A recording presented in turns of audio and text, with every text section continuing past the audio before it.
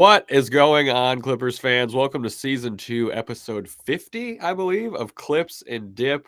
It's a frigid night in Los Angeles, and we are here to talk about the Clippers trade deadline activity, lack thereof activity, what some of the competitors in the West did that maybe gives us pause, and some possible buyout guys, because there are some names that are floating around that could maybe fit with the Clippers.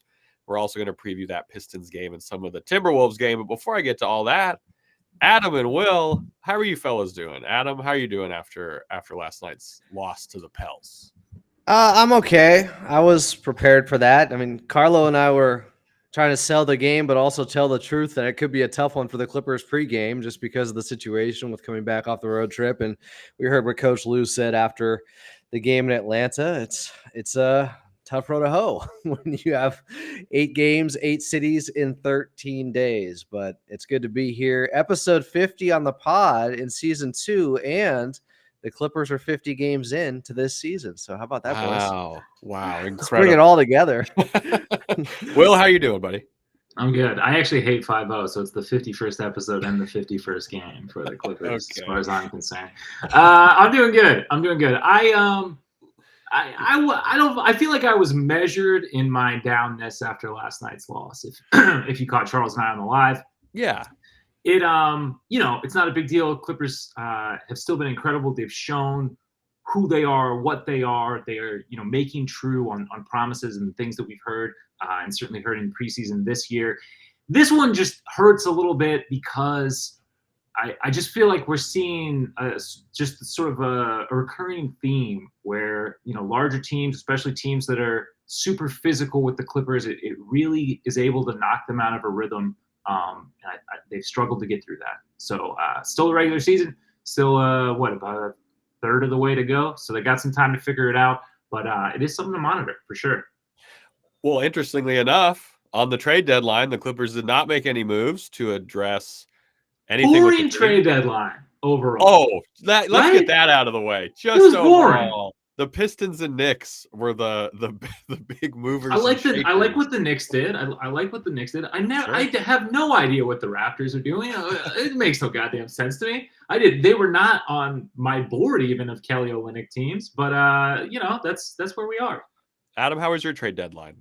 I thought Mavericks got a little bit better. Yeah. Losing Grant Williams, I guess the numbers were better with him off the floor, which is interesting because they brought him in for defense. So they're going to lean into offense even more and be more devastating on that end. Would not be a fun first-round matchup. It never is, of course, against Dallas. We know that all too well. But, yeah, Dallas got better. Dallas and New York really impressed me with the moves today. Yeah. How did you guys feel, about the Clippers not making any moves? We kind of talked it out a little bit last night. Will and I, you and I were kind of okay with it, with just the pieces they really have to move and how well everyone was playing. Not a huge surprise they didn't make any moves in this one, I don't think. No, not a huge surprise. And the Clippers, it's a bit of a tight wire act right now. Like, as well as this season is going, how much of the rotation are you really willing to upend to, in theory, acquire more talent? Notably, we didn't see Jeremy Grant move, who I thought would be, who I thought certainly would somebody would be willing to fork over something considerable to get him off the Blazers. Not that the Clippers really could have even been in that bidding war, but with how limited they were, and especially it seems like there's a hesitance to give up that 2030. There wasn't a lot they could do, but where are you guys at on this? Because I do expect them. I would be surprised if they don't pick up somebody off the buyout market. Yeah. Adam, how'd you feel about the no moves? Not surprising, even if you really wanted it to happen. I think it's a little bit surprising, just that I wasn't expecting a huge move, something on the margins. And just given the track record of Lawrence Frank, I think the last 7 seasons, they have always done something. So somewhat surprising in that respect. But I put this out on Twitter at FollowAdamA, just saying, there are no perfect teams out there. There are no teams that have this beautiful roster that is impenetrable. Yeah, there's some teams, just like everybody else, the Clippers have some flaws, but they might have the fewest out of any roster in the league. And wouldn't you settle for that? Wouldn't you take that? I think, somebody was getting on me on Twitter saying, we don't have enough bigs. We can't stop the bigger teams. They always beat us. Look what happened against Minnesota and the Cavaliers. And I'm going, dude, Ivica Zubac didn't play in either of those games. Like, the solution to this stuff is Zubac being back to 100%, being able to play 35 plus minutes. I think he only played 21 or 22 last night. That's how you win against these physical teams. They still have Big Zoo. They still have Mason Plumlee, who I know struggled against Zion Williamson. And for anyone who needed an example of how much better Ivica Zubac is than everybody else on this team when it comes to protecting the rim and playing against bigs, for those Zubac haters out there, Carl Tart, what's up? Yeah. Carl Tart, friend of the show. Oh, yes, Carl Tart. Shots fired. The gun is already out, folks. I mean, come on. Every show he's talking junk about Ivica Zubac. That's what he's known for. That's the only Clippers jersey he won't have. He has a PJ Tucker jersey, which is insane, but we could talk more on him in a little bit. Oh, we will. Ivica Zubac, the missing piece is internal. It's getting Ivica Zubac back to 100%. Yeah. And I think something worth noting too is like the Pelicans are a bit of an anomaly in these larger type of teams that give the Clippers trouble in that they actually have a really good offense. You look at the Lakers, you look at the Timberwolves, yes, very solid defensively. Those teams do give the Clippers issues on offense. There's no way around it, but they can stop those teams, and those teams already struggle to score. So it's offensively, I think, is where they need to get things together against some of these larger teams. It's not like they're being dominated on that end. It's that they have been struggling to score. They've been struggling to find a rhythm when they're playing against these teams that play really physically against them. That is a really good point. People look at the Pelicans and they think, oh, it's just a team that has the Clippers number. No, they have a lot of the league's number. They were fifth, I think, in net rating on the season coming into last night's game and have great balance on both ends where they're almost a top 10 defense and offense out there. And they've also struggled with health for years. But when they have been healthy, when they have it together, last season, I think for 2 weeks, they were at the top of the West. They were dominant. And then they got banged up. But when they're together, when they're whole, that's a team that could contend for a top 4 spot in the West. So I'm not surprised that the Clippers struggle against them because a lot of teams have their issues against Zion Williamson, who really didn't take over till the fourth quarter. He ended up with 13 of, I think, his 21 points in that fourth quarter. The Clippers did do a good job against him before that. But at some point, and I think there was some urgency on his part to try to put the game away, when you play off of him like that, like Mason Plumlee was, and dare him to shoot, and then he just goes bull in a china shop towards the basket with these crazy acrobatic layups, it's like, yeah, we don't have a guy who can stop this. No one can stop this. This is insane. He's a very unique, talented, gifted player of the ilk of, I don't know, Charles Barkley, Blake Griffin, and Larry Johnson. Like, he's part of all those guys. So he's just a problem. Some of these guys, when people complain about, oh, we don't have a big to stop this guy, nobody does. But I'm okay going up against the Denver Nuggets with Big Zoo, Mason Plumlee, Daniel Tice, and even PJ Tucker, I think, for a few minutes. Yeah, sure. We'll see. We'll get to the Tuck stuff in a bit. So talking the size thing, buyout guys, right? We were talking in the group chat earlier about some buyout candidates. The Clippers have a full roster, but there's, you could cut Josh Primo if you really wanted to add someone who's going to help you in the playoffs or something like that. Who have you guys seen? Who do you like? I know, Will, you kind of opened my eyes to Furkan. Which, I don't know. I kind of like that idea. Furkan is interesting. Look, if you look at his numbers on the season, nothing is going to jump out at you. The thing that I like is he has somewhat of a guard skill set. He's kind of like a tweener, shooting guard, small forward, but he has played a decent amount of time at the 4 for the Philadelphia 76ers. And he's a pretty solid shooter. I believe he's career 36, 37%. But in his lone season, taking nearly 5 attempts per game, he shot 40%. Like, the shot is there.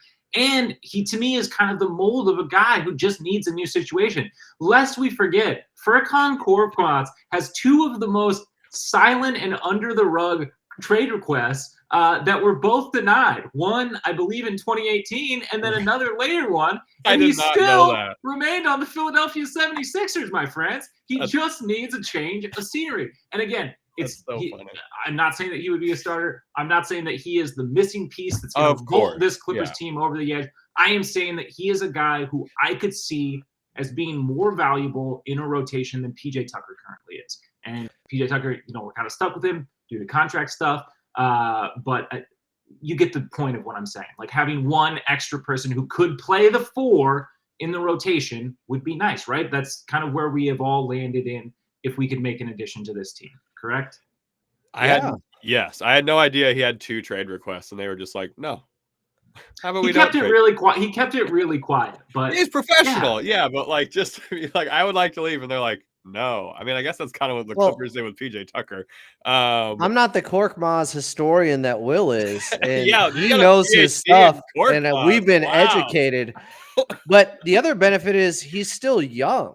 He's still only 26 or 27 in the league.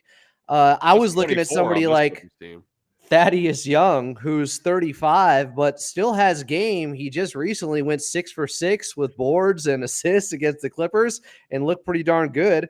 That's another piece out there. And then we just saw that Danilo Gallinari was waived by the Pistons, former Clippers legend.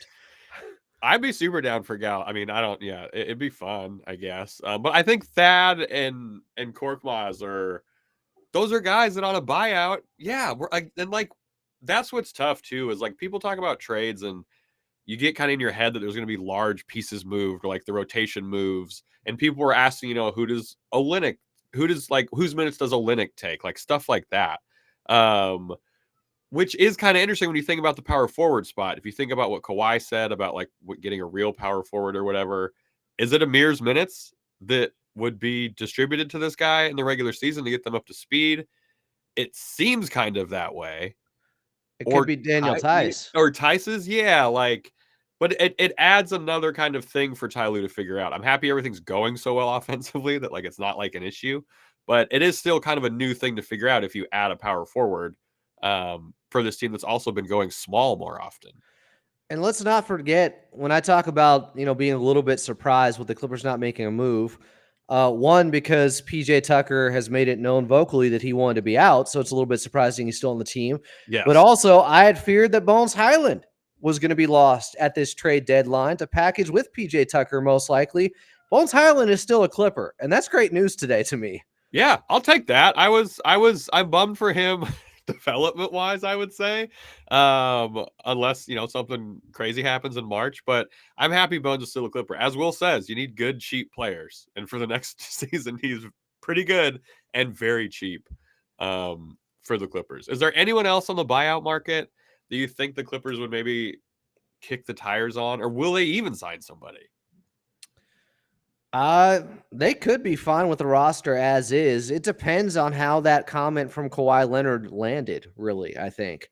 But the fact that they didn't go out and make a trade for somebody makes me think that, they have a pretty good beat on their superstar and Kawhi Leonard and what he needs and what he wants and what he's about and what he can do out there. Obviously, he's been playing the power forward position, was guarding Zion Williamson a ton last night. And when he was guarding him, he wasn't scoring. So he's capable. The question is, how much as the season goes along, and this goes back to stuff we talked about last summer, what's more taxing, playing the 4 or playing the 2 and the 3 when you got to cover guys around the perimeter more? What's going to take more out of his body to where you have shooting nights like last night? And granted, he only took 10 shots, but he was just 4 of 10. But just something that saps your energy. And I don't know if that's the 4 yet. If Kawhi feels like that, then yeah, that's a little bit of a concern. Yeah, I think that is fair. Will? I'm not sure what's hard. Yeah, I'm just trying to. Yeah, sorry. I mean, I could totally understand standing pat. The Kawhi comments, I'm a little bit baffled by, to be perfectly honest, just because it has seemed like internally there's been a lot of excitement. There's been a push to get a lot of guards on this roster, and when that happens, these guys have to shift down a position. Like that's just the way that it works. It can't work any other way. We got rid of all the wings. We got rid of all the 4s. You guys didn't want those guys. And I love the James Harden trade. It's worked out very well, but like there has to be some sort of understanding that like there's only 15 roster guys. When you got this many guards, you're gonna have to shift down a position. And As to ultimately what's more taxing, it's just very matchup dependent, man. Like it's very matchup dependent. I would say there's not a lot of fours like Zion in the league, so that's kind of an outlier. Like that's an outlier cover. But even with that cover, I mean, had he been able to come in earlier in the fourth quarter, maybe Zion doesn't go 5 for 5 or whatever he went there to go on that run that ultimately sealed the game for the Pelicans. Last night was just such an I'm baffled by the game. comments, I guess. I just don't know what to say about it. I'm baffled by it. He's baffled. Well, it's also just such a small comment. It wasn't within a paragraph or anything like that. It just said something to the effect, it was from Law Murray of The Athletic, that until we get a real one. Yeah. And that's it. There was no other context to it. So I don't know what the conversation was, the question, anything. He's saying like my we need a real power forward t-shirt is answering a lot of questions or is causing a lot of questions already answered by the shirt. And the Clippers move wise already did the big move.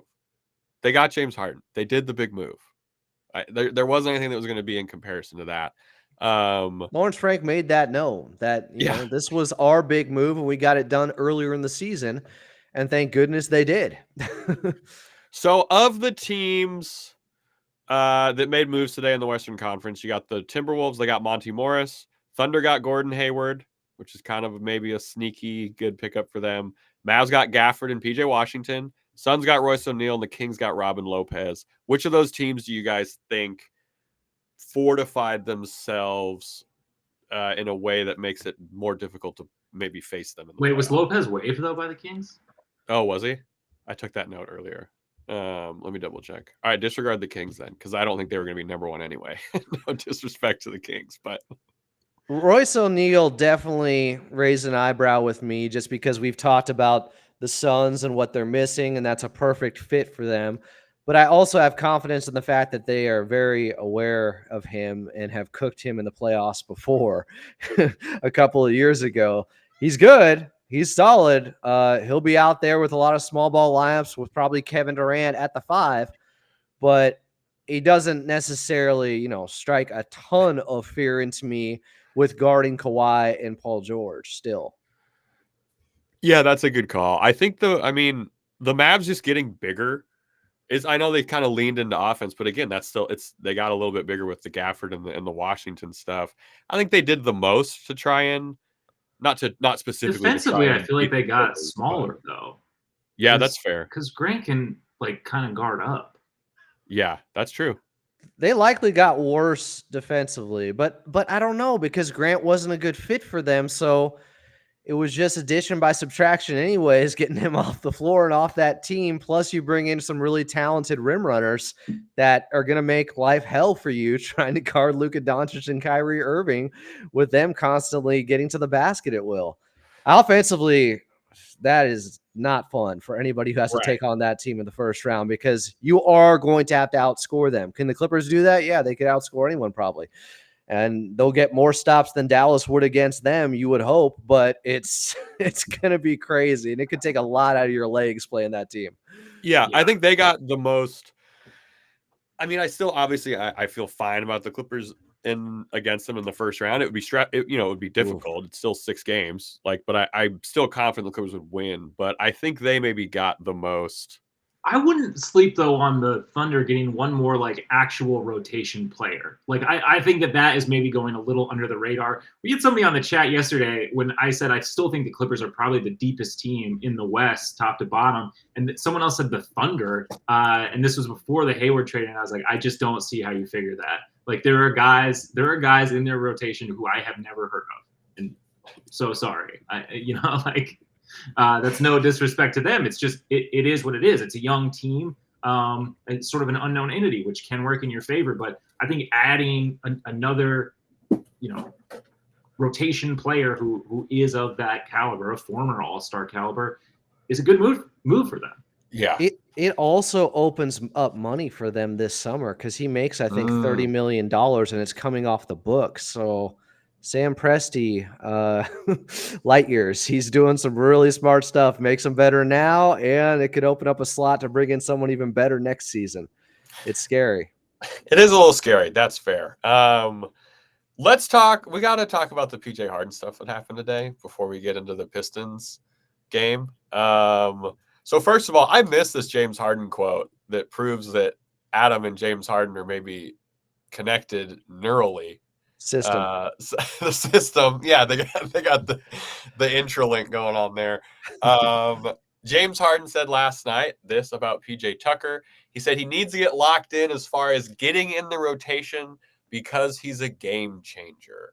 Not the words that I don't think Will would use to describe PJ Tucker and his spot on the Clippers, but it is what James Harden called him. Is this a directive or not a directive? That feels too harsh, but so it's on Ty. It's more like a Game Boy link. PJ really. more. This is kind of saying like PJ needs to get locked into that rotation. We got to get this figured out. I think he was hyping. Traded. I think he was hyping him up a little bit though too. Pre-trade deadline. Well, no, I just mean being a good teammate, being like, no, he can play. Like you're not gonna, be dismissive of a guy on your own team. Sure. Well, yeah, he wasn't. Yeah, he sucks. It didn't come out of nowhere, right? But he was probed with a question regarding. Law asked him just before the trade deadline. So of course he's going to say glowing things about him, and then he can still help this team. He's on the roster. He still is on the roster, and he made his feelings perhaps known about that on Instagram after the trade deadline. He said, all this shit is a fucking joke in text on his Instagram. I love when a 38-year-old man is a baby on Instagram. So 2024, man, what a time to be alive. Here's my thing about this situation. I'm just confused. I'm baffled. You're confused. What the hell's going on over here? As what happens now, right? Like, I guess you guys don't know ball. He must not.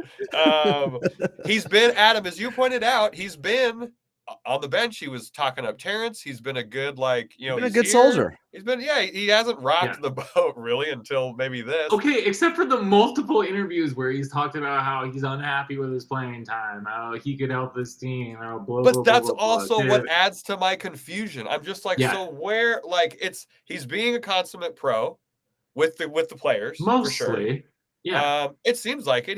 There's been no reports that the locker room's weird or anything. I think there's with the media now. There's a difference between being a good teammate and Furkan would never do that. You know what? Since you said it, I believe it. Yeah, sure. You have the intel. You know everything Furkan's done, dude. There's a difference between being a good teammate and respecting the guys who are going out there on the court and having disagreements with the front office or the coaching staff and how you're viewed as a player. And I think that's where, there's two sides of PJ Tucker make things a little bit confusing in that respect.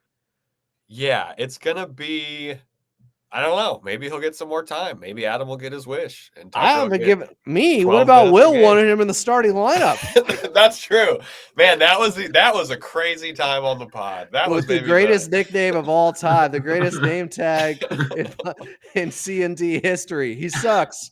Start him. Yeah, man, I don't think he sucks. By the way, I stand by this. I think there's a lot of recency bias with PJ Tucker. I understand he's an older player. I'm not trying to compare him to where he was 5 years ago, but I've watched him plenty over the last year, and I still think he can have utility out there, especially on a team with this much firepower. Now, if he's not taking threes at all, that's one thing, and that's kind of what played him off the court.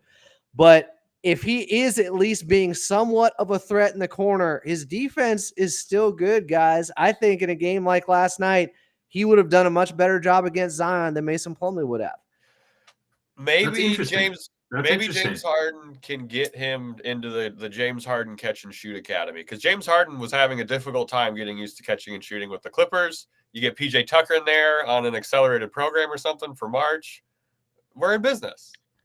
I just think in a 7-game series, you throw him on Zion or Jokic for 5 minutes here and there, he can be a disruptor. He can disrupt the flow of an offense. He's just a different wrinkle. I've posted video multiple times of what he's done against Nikola Jokic in the past. And even in that game where they lost and didn't play Zubac down the stretch in Denver when they were going through their losing streak initially with James Harden, I saw some flashes in that game with PJ Tucker against Jokic, and I was like, okay, like we're not talking about 25 minutes. We're talking about 5 to 10 minutes here and there against the right matchup where you can completely utilize what he does best, and with minimizing his weaknesses.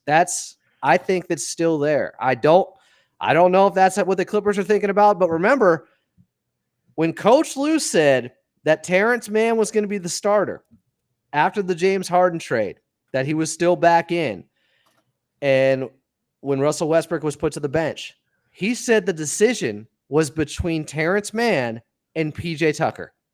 He said that. Hey, I know. So he might view him differently than the fan base, than the front office.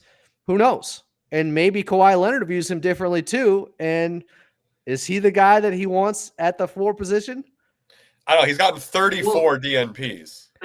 I understand. I mean, it begs the question, and I don't think that you're completely off base here or anything, but I could be. if that is the plan, and I mean, you would hope it's a mystery. Just because he's filling a roster spot, you would hope that there's some vision of utility for him in the future. But if that is the case, and with a grueling month coming up, like March, should they be peppering him into the rotation? Like, where are you at with this? Because I don't think probably yes. So old, I don't think he can just come into the playoffs. He won't be in shape. No. That's my thing too. My thought was always with him and Bones that if they're still on the roster, March is when you're going to get a look at guys deep on the bench and see what they have. Because as we have seen, last night was a great example. We were tweeting about it. This is a preview of what could happen in March with guys being this worn down. And you simply have to give minutes, big chunks, to lesser players, but players with more energy to expend out there. It's going to happen in March. So that's the other reason on the last pod, I didn't mean to be Debbie Downer when I was trying to say, like, hey, pump the brakes a little bit, cool the jets. They're great. I understand this. And you should celebrate this moment in time because they've never looked better in the regular season. You also got to understand, as Chuck has made known, March is coming. It's still February, and they have 17 games. It's not just about having 17 games in a month.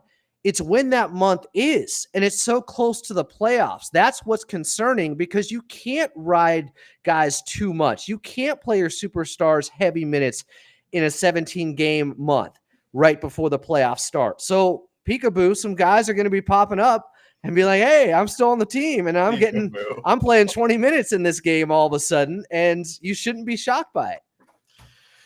Yeah, I mean, once Furkan gets in there, those 20 minutes that's going to be unbelievable. St. Ides of March. I will take that.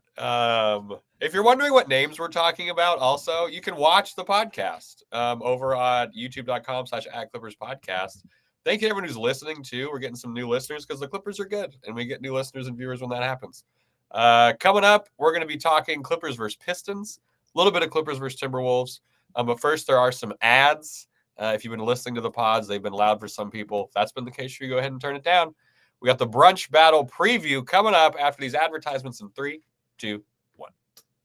All right, we're back in on Clips and Dip. Look, the trade deadline is over. Stop sending us screenshots of your trade machine requests. They're not effing happening. And yes, I'm talking to you, Joseph Ryan Ward, if you're listening. Anyways, now that the trade deadline is firmly in the rearview mirror, it's time to look ahead to another dreaded brunch game for the Clippers as they take on the Pistons. Only 2 more. And then our old pals, the Timberwolves. Yeah, I think this is the third to last brunch battle. I'll shed a tear at that last one. I think this is the most warranted and appropriate matinee madness game in Clippers history, considering the Super Bowl's the next day and they're taking on the Pistons. Like, now you don't take them lightly. They just won in Sacramento last night. They smoked them in the fourth quarter, and they obviously won against OKC recently, but it does feel like one of those games where it will get buried within the news cycle very quickly. Yes, I agree 100%. the two things I think most people are going to be looking for in this game, if you watch this game, if you're a complete psychopath, PG's health and does the defense look good? There's been a lot of time off, not a lot. In the context of the Clippers season, they're getting quite a bit of time off in between the Pelts game and this one. Summer break. Yeah, right? Like, I wonder what hobbies they're all going to pick up. They're out of the ropes course right now. Yeah. No ropes courses. Nothing. Rope off the swing. ground. Rope swing. Yeah. Sorry. PG doing backflips into a pool or something. Seen that. But I want to, it's the deep, right? I want to see the defense looking good, and I want to see Paul George looking good for 3 quarters and then having to not play because the fourth quarter it's out of hand. I'll be honest. So I hope he doesn't let's play. not give up period. 120 to the Pistons. You don't want him to play at all, Adam. I don't want him to play at all. Not Sit after, out. guys. He started 0 for 9. He was bad. Yeah, he looked like the team overall looked like they were just mentally drained and somewhat checked out.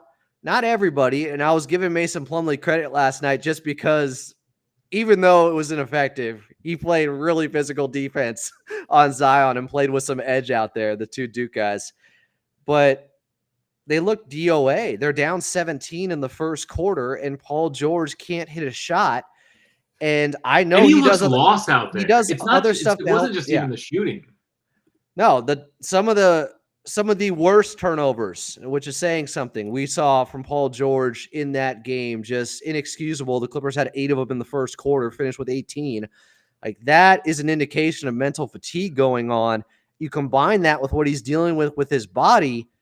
I just don't think. How are you going to get fully healthy before the playoffs if you keep trying to play through this?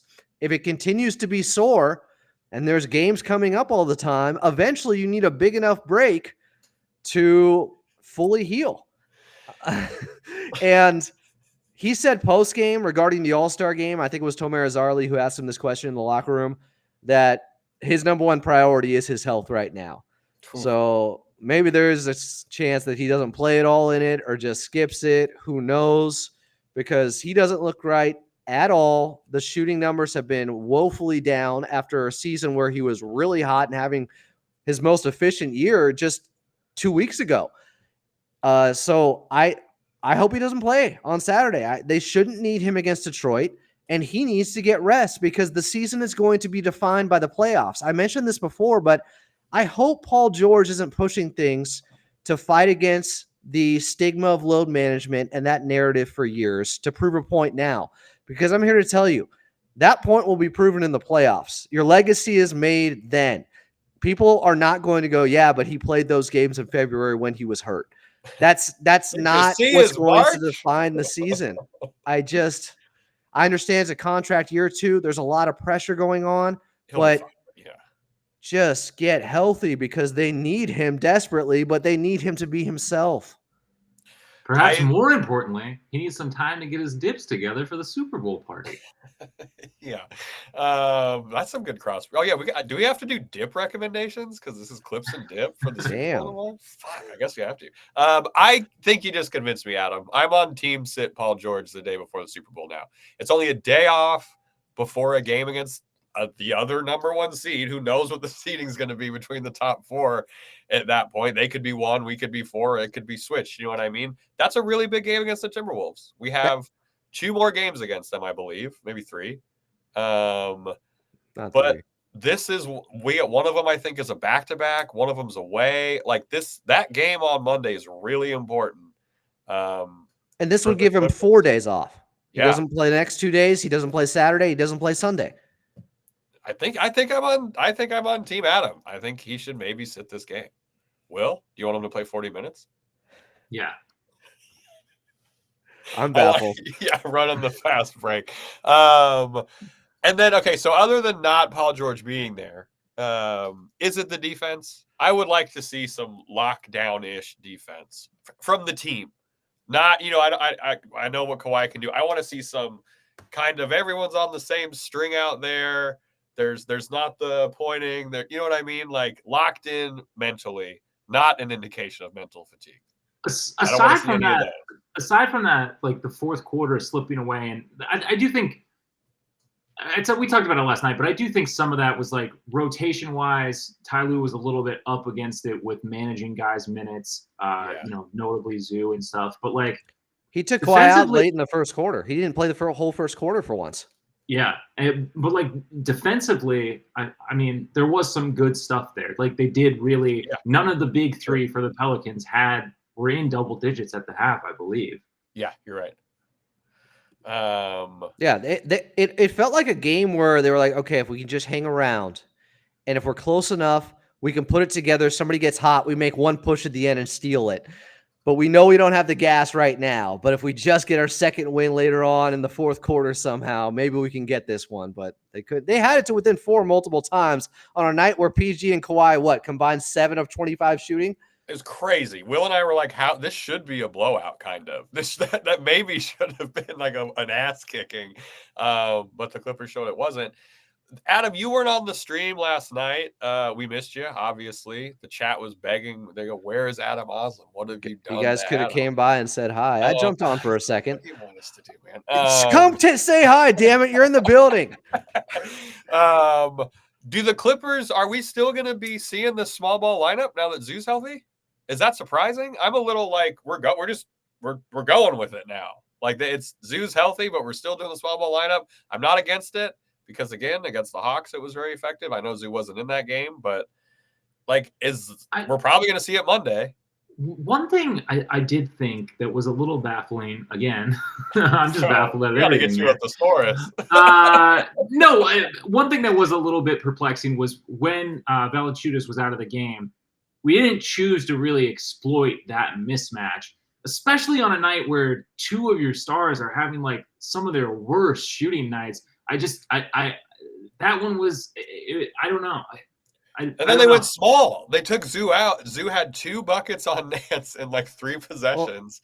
And then they were like, what if we went small? And he's still on a minutes restriction. He's not right yet. Yeah, that's true. Yeah, he came out afterwards and said, I don't know what it is, but I just go in when they put Tice out there. Like I agree with you. They combined to go 9 of 10 and they weren't looking for them. And it made me think, oh, this team's been playing without Zubac for so long. They're back in that bad habit situation where they just forget about him, even though he's dominant out there and they have nobody that can stop him when Valanciunas is out of the ball game.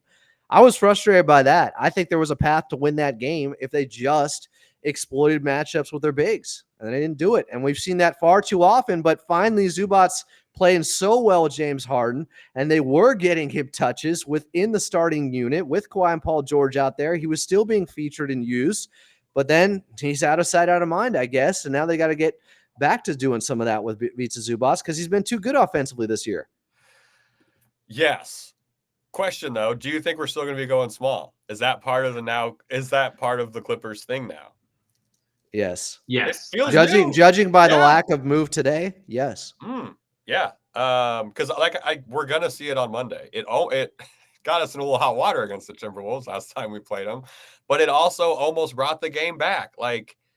And that's all the more reason not to go back to Adam's point again that maybe PG should sit. If we're gonna play small versus the Timberwolves, you probably want to be 100% for that matchup because it's new and they're a giant team that kind of like to push you around. I hope Zoo by then, you get one more game against Detroit. He's around 20 minutes. I'm hoping by Monday, maybe he can give you 30. Maybe they'll give him a little bit longer time out there. But we haven't really heard much exactly on how he's feeling. He says he's feeling fine, but I think they're just babying him because he just came back. Yeah, that's a good call. One thing I did just realize about the Pistons, we're playing a bunch of brand new guys. Yeah. No Bogdanovich, but always no Bogdanovich. But this is always a wild card. This is usually the game where the Clippers are like, who are these guys? Why are we down 8? They were down 20-6 in the first quarter in Detroit. Right. They eventually won, but they got down early. Yeah, so there's some unknowns, but the Clippers should handle this one. That Timberwolves game, I was looking at the stats from that game, and it's weird because it was pretty even for the most part. Clippers lost boards, but not by anything crazy. They won turnovers, they won assists. However, they got doubled up almost on second chance points, 13-7 on second chance points. What was the Wolves' field goal percentage? The Wolves shot 56%. which is crazy. And the Clippers shot 43%. So on a below average night. So yeah, we're really going to need Zoo to set the tone in this one. Minnesota 8 more points in the paint last time. So I'm excited for that matchup. It's going to be very tense, but I'm hoping everyone's healthy for it. Well, and Western Conference standings implications. It's going to be like this the rest of the way. The Clippers were at first. They lose last night. Now they're in 4th place, but they're still just a half game back. We're going to be, Coach Lou talked about it post-game or pre-game, jockeying for position, he said. So don't get, overreact too much because it's musical chairs in the Western Conference at the top with the top 4. Yeah, that's a good call. I know I'm looking at the Eastern Conference. The Celtics are in first. They're just 5 games ahead. they're just 5 games ahead. They're playing terrifyingly good basketball right now. Will, who is your pick for player of the game for Detroit and Minnesota? Who's going to be good against both teams? Can't say Kawhi. Beats the Zubats. Big Zoo, baby. Great pick. I love it. Who is Detroit's center? Did they trade their center today? Do they still? No, Bagley's in DC. Isaiah Stewart's hurt. Huh. Are they doing open calls before the game? I guess it's Rasheed Wallace. Is that guy who plays Jordan going to be suiting up for the Pistons? Adam, who's your pick for player of the game for the brunch battle on Monday? I don't want to see Lambeer out there against the Clippers. I really do not want that. So the center rotation is Jalen Duren, Mike Muscala, and James Wiseman. Damn. Okay. Zoo seems like a good pick, at least for Saturday's game, for sure. This may be great timing to play Detroit. I mean, I know it's been great timing all season long, but especially on Saturday. Ooh, they have the worst record in the league. Come on. Hats off to you. That was wonderful. Who's your pick, Adam? I'm going with I had Norman Powell last time out. Performed pretty well. I wanted Big Zoo, but Big Will took him. I'm going to go with I'm not going PG. Terrence Mann. Damn it. Yeah. What are your reasons for choosing Terrence Mann? I just like his versatility. I thought he had some good minutes against Minnesota. They need him to. But Terrence Mann has looked much more confident since 2024. I think he's shooting 39% from the outside here in the new year. I was going to pick Terrence because I thought the whistle was super weird in that game against the Pels, and he picked up 3 fouls. He was frustrated. He was frustrated. I'm picking him to have a good bounce. I was going to pick him for the defensive side of the ball. Just I think he wants to bounce back from because that game was called very oddly. Yeah, it was either really ticky-tack and tight or do what the hell. Speaking of Lambeer, let's take it back to the 80s. Yeah. All right. So we got Zoo. We got Terrence picked. Can't say Norm because Adam did him last time. You know who's going to be good at 12:30 and who's going to be crucial to be in the small ball lineup against the Wolves? I think this is the first time I've picked this player. Russell Westbrook. Russ is the perfect 12:30 against the Pistons the day before the Super Bowl guy. You want to get a triple-double, Russ? Go for it, buddy. Do it. Run him into the ground, man. And then play some great, disciplined, small center ball against the Timberwolves. I think that he rebounds well. That'd be huge. I think that is something that could maybe happen.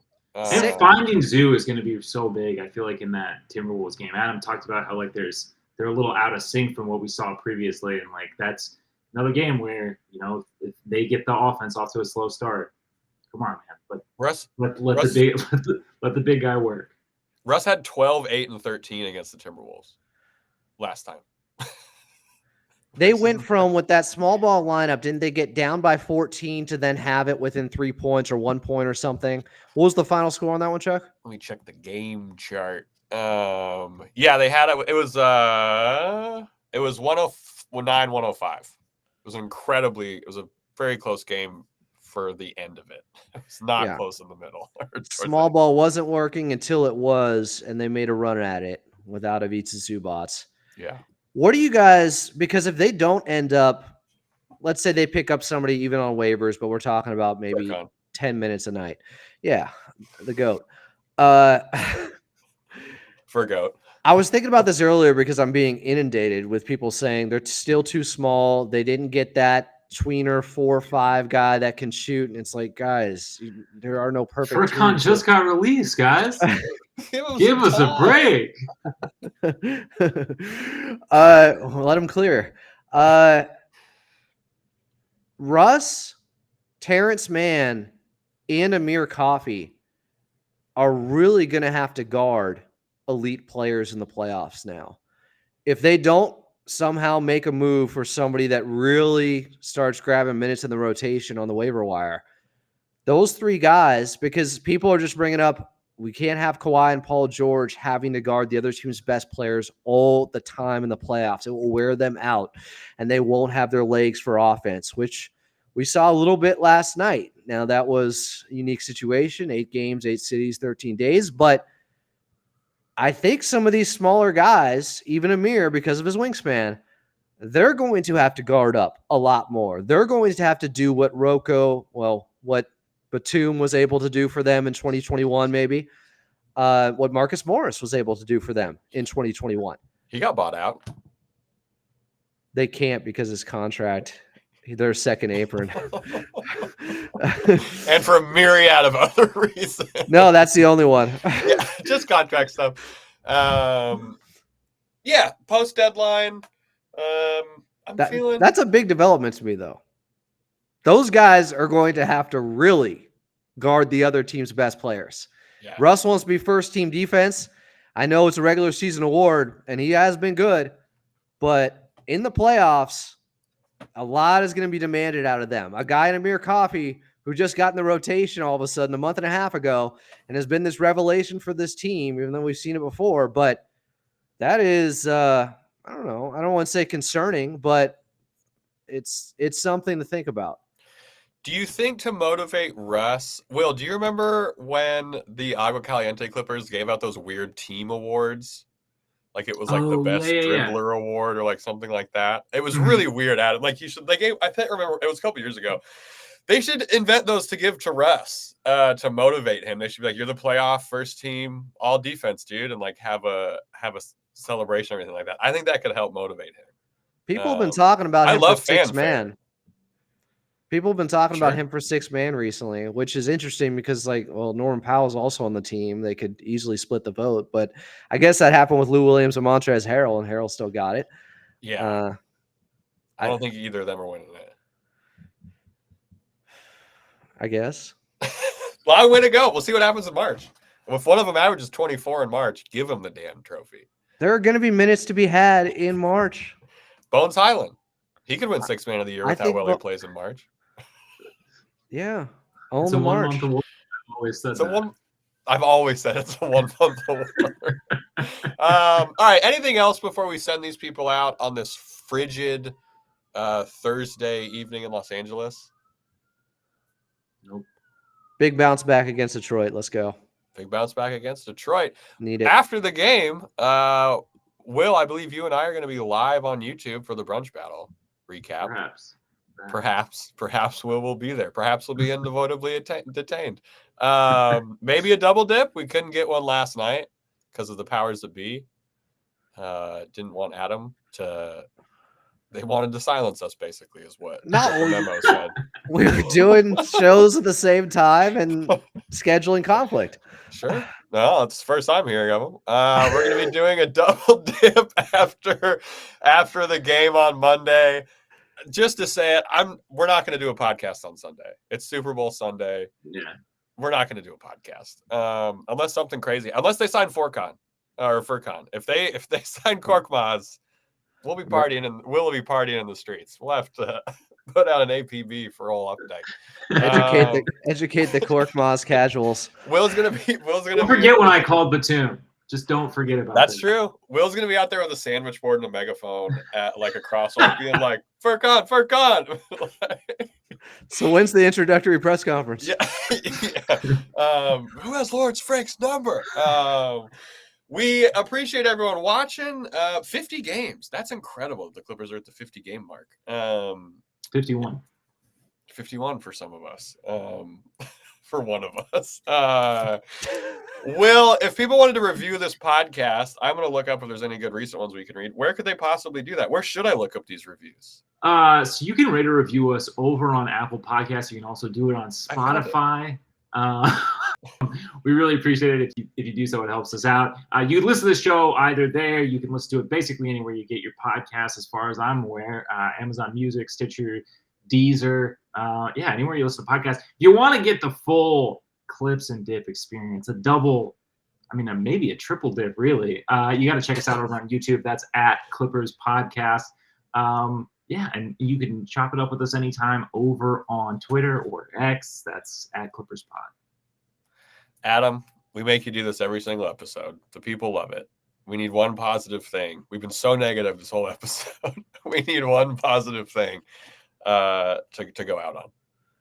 You know, the Clippers were miserable from their stars, at least, in Kawhi and Paul George. James Harden was pretty good, but Kawhi and Paul George, I think we're 7-25, and they almost beat the Pelicans. If they're miserable against the Pistons, they can still win. There we go. If they're miserable against the Pistons, they can still win. Wise words from a wise man. We thank everyone for listening. Hope you have a great time. Come hang out on the live stream on Saturday. And as always, let's go Clips.